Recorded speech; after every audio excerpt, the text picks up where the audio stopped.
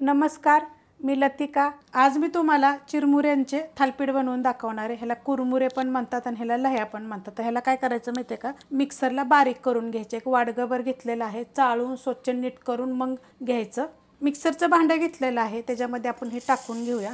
आता ह्याला काय करायचं, बिना पाण्याचंच आपल्याला बारीक करून घ्यायचे। वाडगं घेतलेलं आहे, त्याच्यामध्ये आपण टाकून घेऊया। एकदम बारीक केलेलं आहे। थालीपीठसाठी बघा काय साहित्य पाहिजे। बारीक कोबी कापून घेतलेला, एकदम बारीक, ह्याच्यापेक्षा सुद्धा बारीक तुम्ही कापू शकता। एक छोट्या आकाराचं गाजर मी साल काढून खिसून घेतलेला आहे। थोडासा कढीपत्ता कापून घेतलेला आहे। छोट्या आकाराचा एकदम बारीक कांदा कापून घेतलेला आहे। मेथीची भाजी सुद्धा मी स्वच्छ धुवून कापून घेतलेली, त्यात छोटे छोटे देठं पण आहेत। जर देठं नाही नुसती पानं घेतली तरी पण चालू शकते।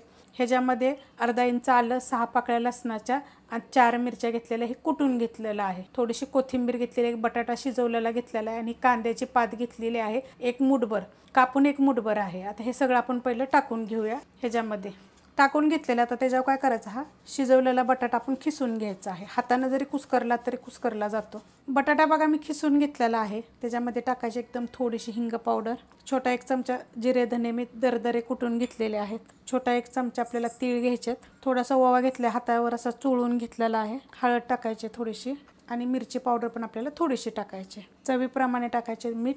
त्यात टाकायचे आपल्याला 2 चमचे बेसन पीठ। ह्यातलं काय करायचं माहिती आहे का, 1 चमचा गव्हाचं पीठ आणि 1 चमचा बेसन पीठ जरी टाकलं तरी चालेल, नाहीतर दोन्ही चमचे तुम्ही गव्हाचं पीठ टाकलं तरी चालेल, नाहीतर 1 चमचा ह्याच्यामध्ये तांदळाचं पीठ जरी टाकलं तरी चालेल। तुमच्याकडे जे तुम्हाला आवडेल त्याप्रमाणे तुम्ही टाकू शकता। आता हे काय करणार आहे, आता मिक्स करून घेणार आहे। लगेच त्याला पाणी बिनी काही वापरायची गरज नाही आहे। मी ह्याच्या अगोदर भजी म्हणा, वडे म्हणा अपलोड केलेले, त्यात खूप जणांनी असे कमेंट केले होते की मला तुम्ही थालीपीठ बनवून दाखवा। तर अशा पद्धतीनं बघा चिरमुऱ्याचं छान चवीला टेस्टी असं थालीपीठ बनतं आणि भाज्या ज्या तुमच्याकडे आवडीच्या असतील ना त्या तुम्ही टाकू शकता। आता हे चांगलं मिक्स करून घेते मी। बघा मस्त असं मिक्स केलेलं आहे, थोडंसुद्धा मी पाणी वापरलेलं नाही आहे आणि एकदम छान असा गोळा झालेला आहे ह्याचा। आता मी तुम्हाला दाखवलं होतं मागच्या बारीने रेसिपीमध्ये, ती कालच रेसिपी अपलोड केलेली आहे। तर त्याच्यामध्ये अशी भजी केली तर चालतील किंवा असे वडे केले तर चालतील। तर आपण आता थालीपीठ बनवणार आहे। ह्याच्यामध्ये तुमच्याकडे जर असेल ना तर तुम्ही मका वगैरे टाकू शकता, वाटाणे बारीक करून टाकू शकता। थोडंसं एकदम मी छोटा 1 चमचा मी पाणी टाकलेलं आहे। आता थोडंसं फक्त मिक्स करायचे, जास्त काय मिक्स करायची गरज नाही ना, आपण चांगलं पहिलंच मिक्स करून घेतलेलं आहे।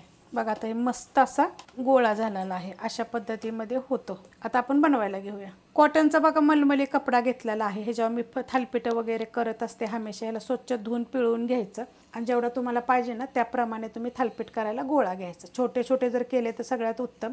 हो काय, अशा पद्धतीमध्ये। आणि काय करायचं माहिती आहे का, थोडंसं सैल केलं तरी पण चालतं आणि जरी असंच ठेवलं तरी पण चालतं। ह्याला काय करायचं, थोडा थोडा पाण्याचा हात घ्यायचा आणि एकदम पातळ थापून घ्यायचं। लगेच थापलं जातं, काय जास्त वेळ वगैरे लागत नाही आहे, झटपट होतं। तुम्ही टिफिनला पण करू शकता। मस्त बघा असं थापून घेतलेलं आहे, पातळ एकदम असं। जेवढं पातळ करता येईल तेवढं पातळ करायचं आणि पाण्याचा हात घ्यायचा आणि असे होल पाडून घ्यायचे। पॅन ठेवलाय बघा गरम करायला आणि चांगला गरम झालेला आहे, तर त्याच्यावर आपण टाकून घ्यायचं। तुम्ही हे ना प्लॅस्टिकच्या पण तुम्ही कागदावर करू शकता बरं का, कॉटनच्या कपड्यावर करायची गरजच नाही आहे। आणि हे जर असं परत आपण असे त्याचे मोठे होल करून घ्यायचे। खाली मी काही तेल वगैरे सुद्धा लावलेलं नाही आहे, डायरेक्ट टाकलेलं आहे हे। आता मी ह्याच्यावर थोडंसं तेल सोडते, 2-2 थेंब तेल सोडायचं। गॅस आहे मिडियम आणि मिडियम गॅसवरच आपल्याला एकदम खरपूस भाजून घ्यायचं।